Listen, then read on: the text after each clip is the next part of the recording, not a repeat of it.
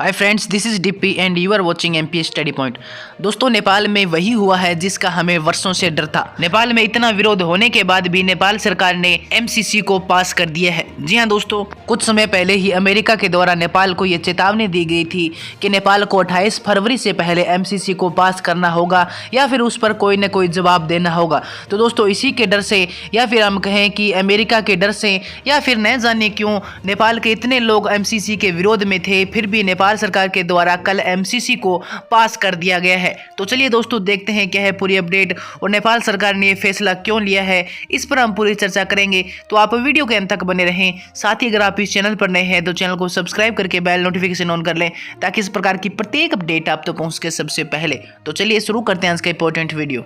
तो दोस्तों, जैसा कि हम सब जानते हैं कि नेपाल और अमेरिका के बीच में 2017 में एमसीसी समझौते पर हस्ताक्षर हुए थे और अमेरिका का कहना है कि अगर नेपाल में एमसीसी पास हो जाती है तो उसके बाद अमेरिका नेपाल को $50 करोड़ देने वाला है, जिसकी मदद से नेपाल अपनी बिजली लाइनों का निर्माण कर सकता है और सड़कों का सुधार कर सकता है। यानी नेपाल का जो सड़कों का बुनियादी ढांचा है उसे मजबूत किया जा सकता है। लेकिन दोस्तों, 2017 से लेकर ही नेपाल के जो लोग हैं वो एमसीसी के विरोध में थे और उनका कहना था कि हम नेपाल के अंदर एमसीसी समझौते को पास नहीं होने देंगे, क्योंकि अगर नेपाल के अंदर एमसीसी समझौता पास हो जाता है तो उसके बाद यूएस के द्वारा नेपाल में अपनी मनमानी की जाएगी और उसके बाद नेपाल का जो कानून है वो भी खतरे में पड़ सकता है। और इसी के विरोध में नेपाल के न जाने कितने लोगों ने अपना खून बहाया है, दिन रात आंदोलन किया है कि हम किसी भी हालात में एमसीसी को पास नहीं होने देंगे। लेकिन दोस्तों, हुआ इसके बिल्कुल उल्टा। जी हां दोस्तों, कल नेपाल के अंदर एमसीसी को पास कर दिया गया है, इस समझौते को मंजूर कर लिया गया है। और दोस्तों, कल यानी 27 फरवरी को नेपाल की संसद ने $50 करोड़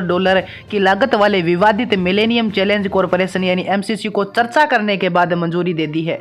और बताया गया है कि नेपाल के सत्तारूढ़ गठबंधन ने अमेरिकी अनुदान सहायता को अनुमोदन करने पर आम सहमति बना ली है और उसके बाद अमेरिकी मदद को स्वीकार कर लिया गया है। लेकिन दोस्तों, बड़ी बात यह है कि नेपाल में इसका लगातार विरोध होता रहा था। नेपाल के लोगों ने इसका जमकर विरोध किया था कि हम एमसीसी को पास नहीं होने देंगे। उसके बाद भी नेपाल सरकार ने अपने लोगों की बिल्कुल भी नहीं सुनी और एमसीसी को कल पास कर दिया गया है। और दोस्तों, अब देखने वाली बात यह है कि एमसीसी पास होने के बाद में नेपाल का विकास होता है या फिर नेपाल अमेरिका की गुलामी की जंजीरों में जकड़ता जाता है। और दोस्तों, ये तो हम भी सोच सकते हैं कि अगर इस एमसीसी के पास होने के बाद अमेरिका को किसी प्रकार का फायदा नहीं था तो अमेरिका ने नेपाल पर इतना दबाव क्यों बनाया। जरूर इस समझौते के पीछे अमेरिका की कोई घिनौनी चाल है जो वो नेपाल में कामयाब करना चाहता है। और दोस्तों, ऐसा करने में वो बिल्कुल सक्सेस हो चुका है। अब नेपाल में वही होगा जो अमेरिका चाहेगा। लेकिन दोस्तों, एक बात मैं पहले ही आपको बता दूं कि अमेरिका अभी नेपाल के अंदर अपनी चाल नहीं चलेगा। सबसे पहले वो एमसीसी समझौता अगर पास हो गया है नेपाल के अंदर तो सबसे पहले वो नेपाली लोगों का दिल जीतेगा। नेपाल के अंदर कुछ न कुछ विकास करेगा, जैसे सड़कों का सुधार करना हो गया या फिर बिजली लाइनों में कुछ सुधार हो गया। ऐसा करके वो पहले नेपाली लोगों का दिल जीतेगा और जब नेपाल के लोगों को ये थोड़ा थोड़ा विश्वास हो जाएगा कि नहीं, एमसीसी हमारे पक्ष में है और इससे एमसीसी के तहत हम नेपाल का विकास कर सकते हैं, तो उसके बाद धीरे धीरे करके अमेरिका नेपाल में अपनी चालें चलना शुरू कर देगा। और उसके बाद नेपाल में वही होगा जो अमेरिका करना चाहता है और जिसे करने को लेकर अमेरिका द्वारा नेपाल पर इतना एमसीसी को पास कराने के लिए दबाव बनाया गया था। क्योंकि दोस्तों, हम जानते हैं कि जरूर कुछ न कुछ अमेरिका की इसके अंदर घिनौनी चाल है जिसे वो पास कराने में बिल्कुल सक्सेस हो चुका है। और दोस्तों, दबाव तो हम पहले ही देख चुके हैं कि अमेरिका के द्वारा नेपाल की सरकार पर कितना दबाव बनाया गया है।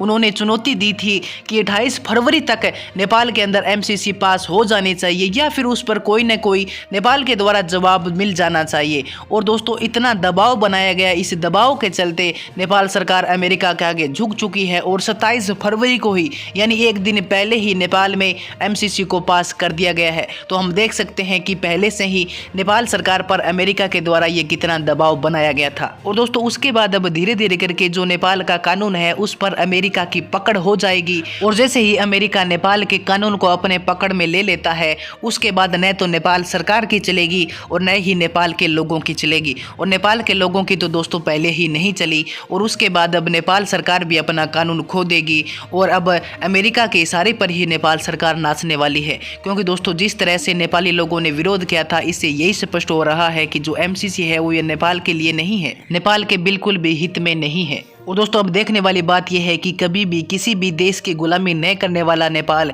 क्या अब अमेरिका के इशारे पर नाचेगा या फिर नेपाल का विकास होता है, ये तो समय ही बताएगा। तो दोस्तों आज की वीडियो में इतना ही। अगर ये वीडियो आपको पसंद आए तो अपने दोस्तों के पास जरूर शेयर करें। चैनल पर नए हैं तो चैनल को भी जरूर सब्सक्राइब करें ताकि इस प्रकार की प्रत्येक अपडेट आप तक पहुँच सके सबसे पहले।